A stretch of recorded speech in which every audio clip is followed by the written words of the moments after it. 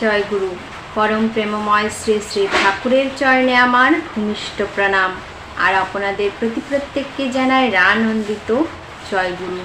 আজকে আমি আলোচনা করব, ঠাকুর বাড়ি থেকে বিশেষ বিজ্ঞপ্তি দিয়েছে, আর সেই বিজ্ঞপ্তি অনুসারে কোন কোন দিন আমাদের পালন করতে হবে, কেমন করে পালন করতে হবে সেগুলো তো পরে ভিডিও দেবই, তবে কোন দিন পালন করতে হবে সেটা আজকে বলবো।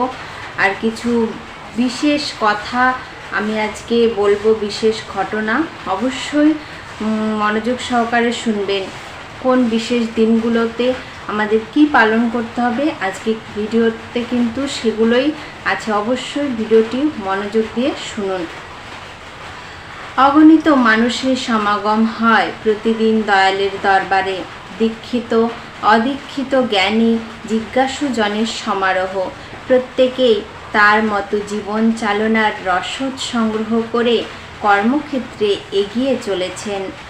প্রিয় পরমের অমীয় জীবন কথা বাঁচা বাড়ার সর্বতোমুখে পথ নির্দেশ, অনন্ত সমস্যা সমাধানে দিক দর্শন, জীবনকে নূতন ও আনন্দময় জীবনের সংকেত দেয়। কত স্তোত্র বিধ্বস্ত জীবন বাঁচার আনন্দ হিল্লোলীয় উচ্ছলতায় ভরে ওঠে। সেটা সম্ভব হয় যখন মানুষ তেমনতর কোনো আনন্দময় প্রাণোচ্ছল জীবনের সংস্পর্শে আসে, যার জীবন পরম দয়ালের রঙে রঞ্জিত হয়। সেই প্রিয় পরমের অমীয় দ্যুতি প্রতিনিয়ত বিকিরণ করে চলেছে। তিনি আমার একান্ত প্রিয় পরম পূজ্যপাদ বর্তমান আচার্যদেব। আমাদের ঠাকুর কি চেয়েছেন? ঠাকুর চেয়েছেন মানুষ ধরতে। তোরা যত পারিস মানুষ ধর। আর এই মানুষকে আমরা কি করে ধরবো? শুধু মানুষকে বলবো যে তুমি দীক্ষা নিয়ে নাও, তেমনটা নয়। তাকে আমাদের ঠাকুরের দিকে আকৃষ্ট করতে হবে। আর সেটা কি করে? সেটা আমাকে দেখে যেন বোঝে যে না, ইনি ঠাকুরের মানুষ।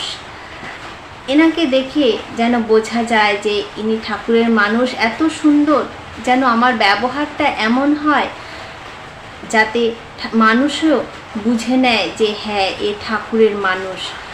আর সেই আমাকে দেখে যেন আরও মানুষ প্রাণোচ্ছল হয়, যাতে তারা আমাদের ঠাকুরের দিকে আকৃষ্ট হয়।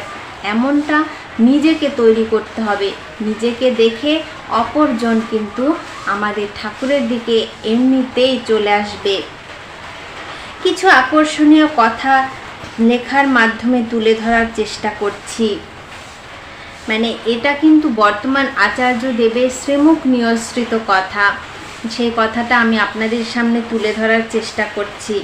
কয়েকজন কর্মী দাদা এসেছেন, একটা যুবককে দেখিয়ে বলছেন ও মন্দিরে প্রণামীর অর্ঘ্য আত্মসাৎ করেছে। সুন্দর ঘটনা। বর্তমান আচার্যদেব কী করে সমাধান করলেন অবশ্যই শুনুন। মন্দিরে থাকে, প্রণামীর অর্ঘ্য অন্যদের সাথে সেও গণে, সন্দেহ হওয়ায় তাকে লক্ষ্য করতে ধরা হয়। এখানে বর্তমান আচার্যদেব কি বলছেন একবার শুনুন। বর্তমান আচার্যদেব বলছেন, আপনারা তার মনের অবস্থা, তার সাংসারিক অবস্থা সম্পর্কে জেনেছেন? যে এতদিন ধরে মন্দিরের কাজ করলো, হঠাৎ কি পরিস্থিতিতে এমনতর করে বসলো, কখনো জানার চেষ্টা করেছেন? না শুধু শাস্তি দেওয়ার জন্য আমার কাছে নিয়ে এসেছেন? তার অন্তরটাকে জয় করার জন্য প্রচেষ্টা করেছেন কি?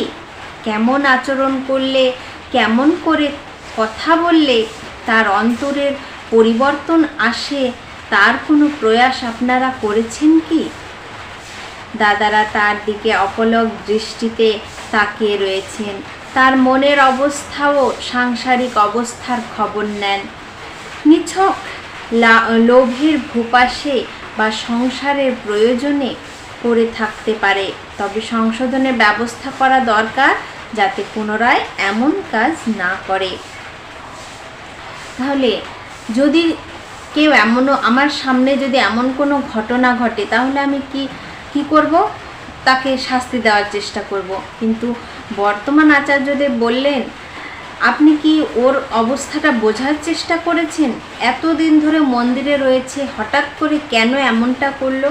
হয়তো তার টাকার কোনো অভাব পড়েছে, কিংবা তার সংসারের কোনো কিছুর জন্য কিছু তো দরকার, হয়তো কারো অসুখ কিংবা সাংসারিক অবস্থা ভালো নয়, যার জন্য সে এই কাজ করতে পারে। তার জন্য তার কাছে আগে শুনে বুঝে তারপরে আসা উচিত ছিল। তার শাস্তি তো তাকে দিতেই হবে, কিন্তু তার কাছ থেকে ঘটনাটা আপনি পুরোভাবে আগে শুনুন। এরপর আচার্যদেব ঠাকুরের একটা গল্প বললেন। গল্পটা খুব সুন্দর, অবশ্যই শুনুন। পাবনার ঘটনা। এক চাষি শীতের মরশুমে ফুলকপির চাষ করেছে। মাঠে এসে প্রায়ই দেখে কপি চুরি হয়েছে। তককে থেকে একদিন চোরকে পাকড়াও করে ঠাকুরের কাছে নিয়ে এলো বিচারের জন্য।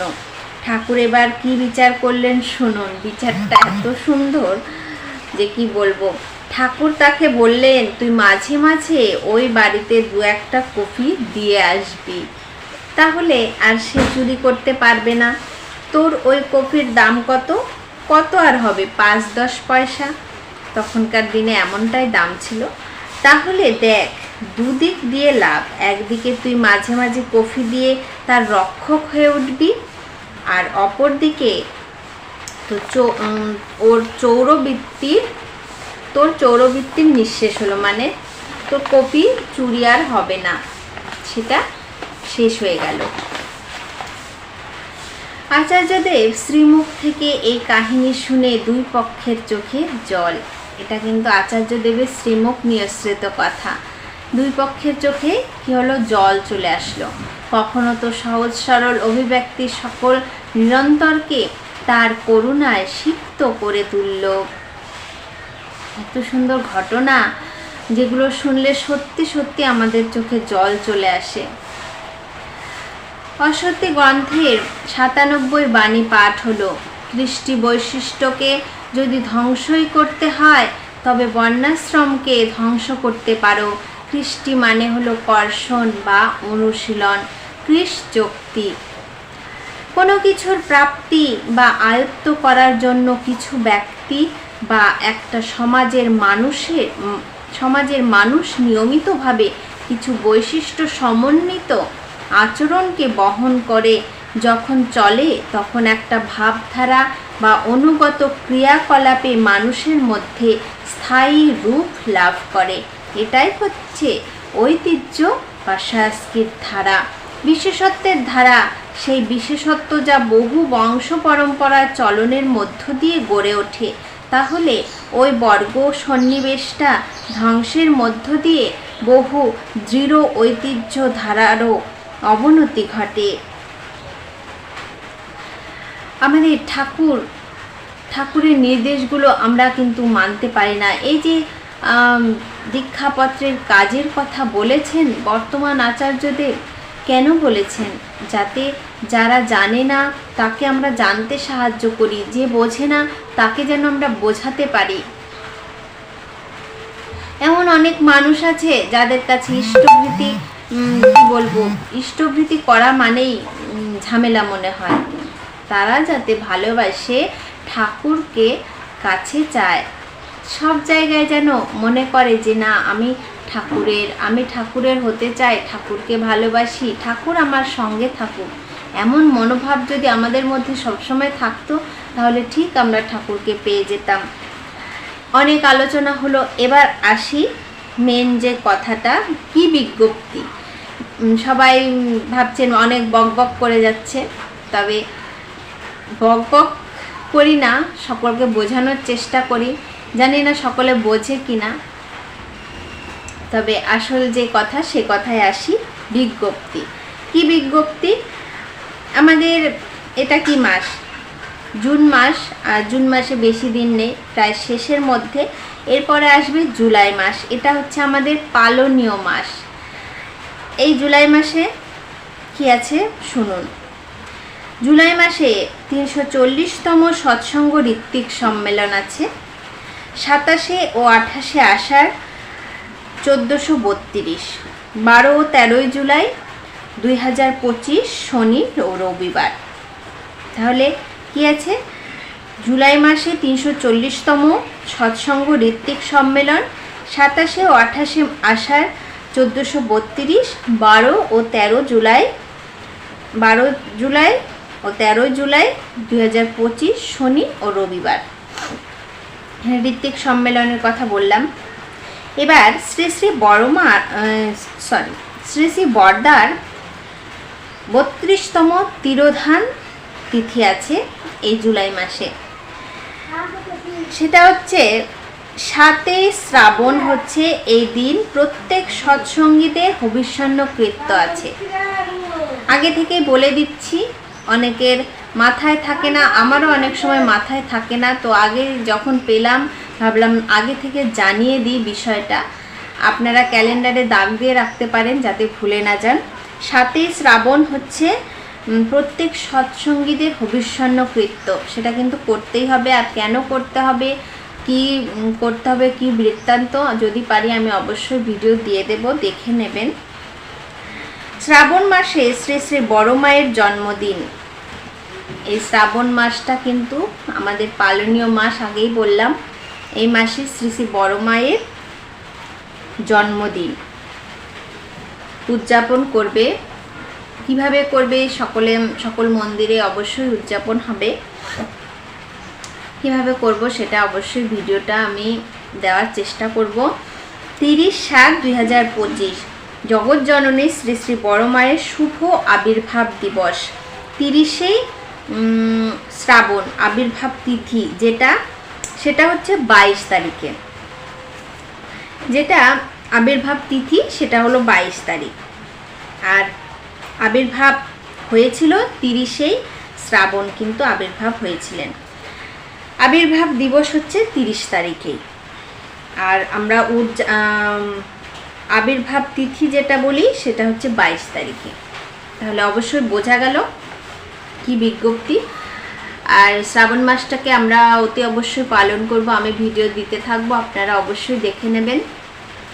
চেষ্টা করব দেওয়ার, জানি না পুরোপুরি দিতে পারবো কিনা, তবে চেষ্টা অবশ্যই করব। আপনাদের সহযোগিতায় অবশ্যই আমার ইচ্ছা আছে আপনাদেরকে ভিডিও দেওয়ার। তো আজকে অনেক বড় হয়ে গেল আলোচনা। আজকের আলোচনার প্রসঙ্গ এই পর্যন্তই। আপনারা সকলে ভালো থাকুন, সুস্থ থাকুন। জয় গুরু।